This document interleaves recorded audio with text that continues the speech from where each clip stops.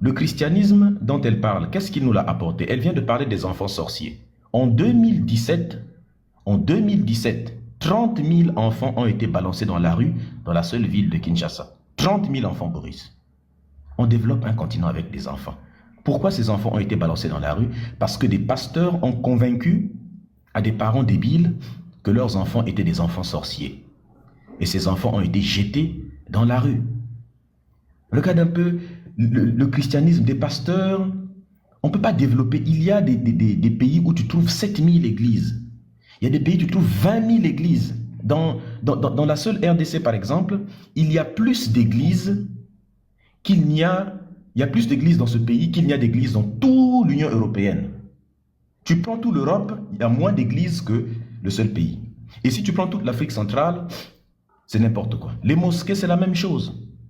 Il y a plus d'églises et de mosquées qu'il n'y a d'écoles, plus d'églises et de mosquées qu'il n'y a d'hôpitaux, plus d'églises et de mosquées qu'il n'y a d'entreprises. Est-ce qu'on développe un pays avec les écoles, les hôpitaux, les entreprises, ou bien avec les églises?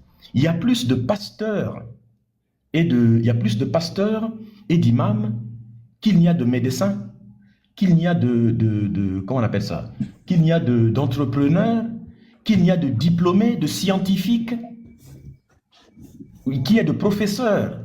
Tu vois, des pasteurs roulent en Lamborghini, roulent en Range Rover, mais les enseignants de nos enfants partent à pied, avec des chaussures qui sont presque finies, avec des chemises, on dirait des parachutes, tellement c'est énorme, avec des énormes pantalons, troués même.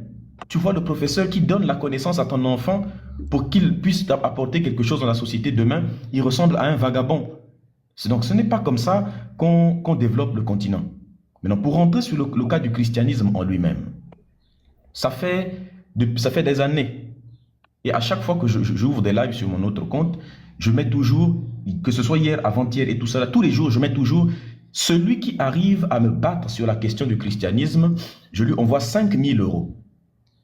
Personne ne réussit. Voici ce que j'affirme à propos de la Bible. J'ai été chrétien, j'ai étudié l'histoire de toutes les religions, j'ai étudié la Bible que je maîtrise sur le bout des doigts. J'affirme que la Bible est le livre le plus misogyne qui puisse exister. J'affirme que la Bible est un tissu de plagiat.